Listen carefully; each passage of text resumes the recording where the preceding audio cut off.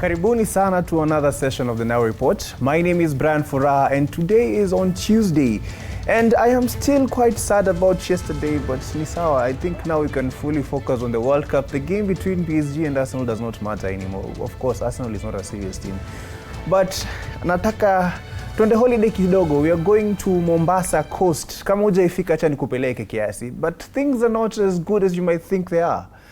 Rich resort owners in Malindi are crying heavy tears after a midnight fire reduced 12 luxury executive villas along the casino beach line to ashes. Hiyo moto allegedly ilianza at 3 a.m. where a neighboring plot, allowing the wild winds from the Indian Ocean to carry the flames straight into the wealthy real estate porch lines. Samuel Kaduka, a villa caretaker, revealed in loud complaints that the neighbors totally lost control of the fire due to the blowing ocean winds. Another distressed worker, Brenda Kombe, crying over her latest unemployment status, confessed that the firemen waited until every single extremely expensive roof crashed to the ground before they finally decided to wet the ashes.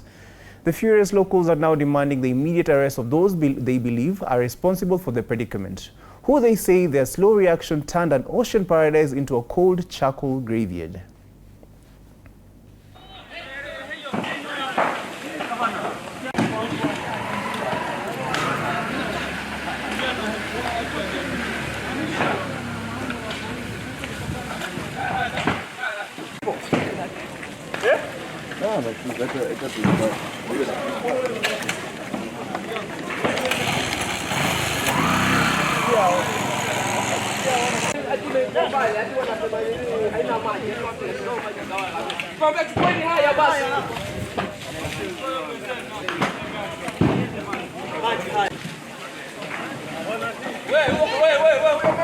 Nilikuwa niko low fords, maana kinafanya kazi mara mbili. Nikapigiwa simu na kijana mwingine anafanya hapa, kananiambia Brenda, njoo mbio, nyumba inachomeka. Ikabidi nitoke mbio naja hapa. Nikifika hapa napata nyumba inachomeka, mpaka sasa bado inachomeka.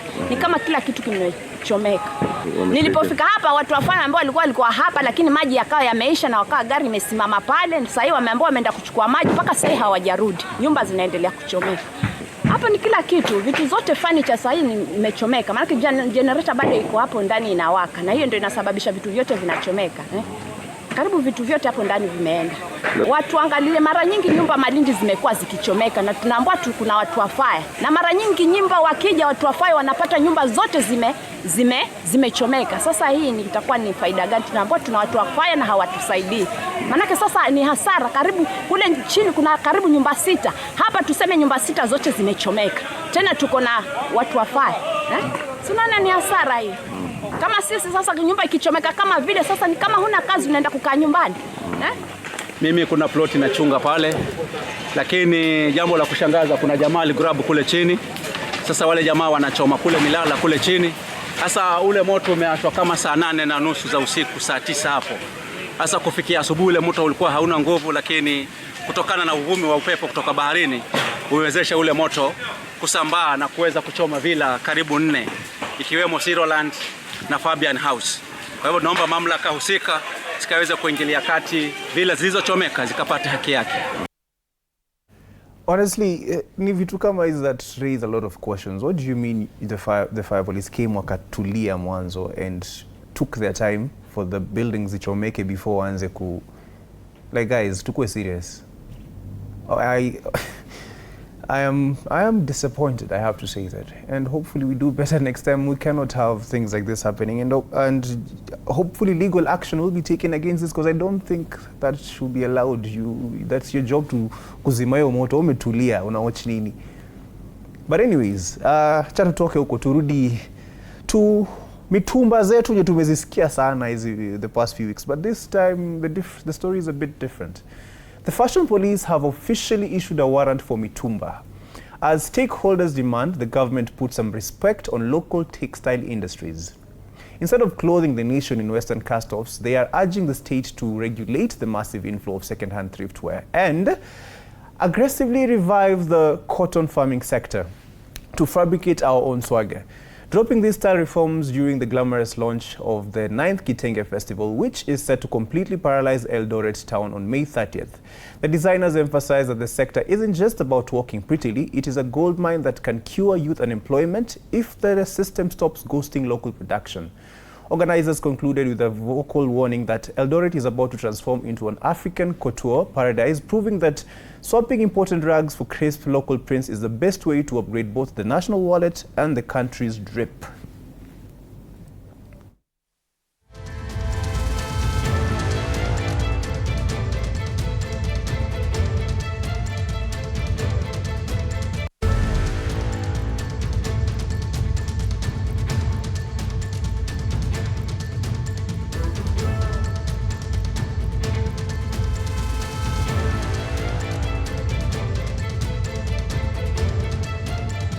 And si kama kitambo tulikuwa tunapata wazazi peke yake ndio wanapenda vitenge. Siku hizi vijana wadogo kama sisi Gen Z, we love vitenge because it is celebrating fashion, Kenyan fashion in particular. And this is also a call to action to all the members of parliament, members of Senate, even the president himself. If we have a session where all of you are wearing kitenges in your meetings, it would be celebration of Kenyan fashion.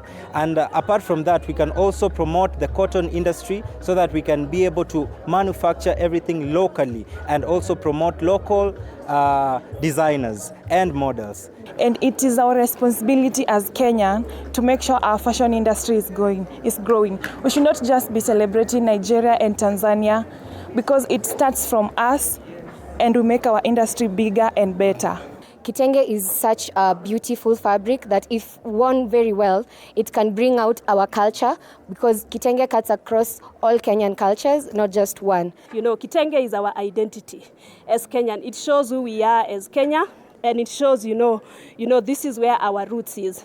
And we think that when it comes to creativity and fashion, it has the locals who understand how we can leverage on creativity. We can use technology in terms of monetization. They can be able to start their own channels. They can be able to build their own tools using AI. Building the young souls, building the young people in whatever crafts they are in. We know that design is design. At the end of the day, design is design. It doesn't matter if it is clothing design or interior design. We want to take this culture, we want to take this fabric far and wide. Tunataka pia wazungu wajue, as much as si tunavaa nguo zao, wale ambao wako Europe, tunataka wajue, as much as si nao tunavaa nguo zao, pia sisi tutawaletea these attires.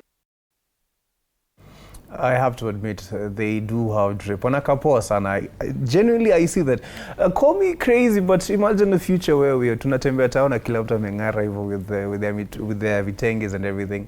But again, I have to think of the other side. Kuna wase, let's just make sure that these things are affordable for everyone. If you clearly want to take it as a nation, to make sure unaweza afford. That's why mitumbas are very popular in Nairobi and Kenya. So maybe this could be our new look to kielekea hivyo, sindo? Now I want to move somewhere else where the legal floodgates have officially been opened in Garissa County as ODM-nominated MP Umulkhair Harun takes the recurring deluge drama straight to the High Court. The lawmaker who is eyeing the Garissa woman representative seat has embarked on a grassroots reconnaissance mission to Bula Vumbi and other swamped villages to gather a massive army of angry flood victims to join her blockbuster lawsuit. Experts warn that silt from the highland continue to choke hydroelectric dams, and when water levels rise, authorities often respond by opening sluice gates, a move that unleashes powerful torrents down the River Tana. The court has already held its inaugural session and issued system codes ordering the Garissa County Government Farmers Networks and displaced families to speedily join the petition. Now, while Harun applauded President William Ruto for quickly rebuilding the Tana Bridge after the environment smashed it in 2024, Ali insists the state must prevent futile cycles of destruction by harvesting the excess water from irrigation reforms instead of letting it traffic freely through people's living rooms.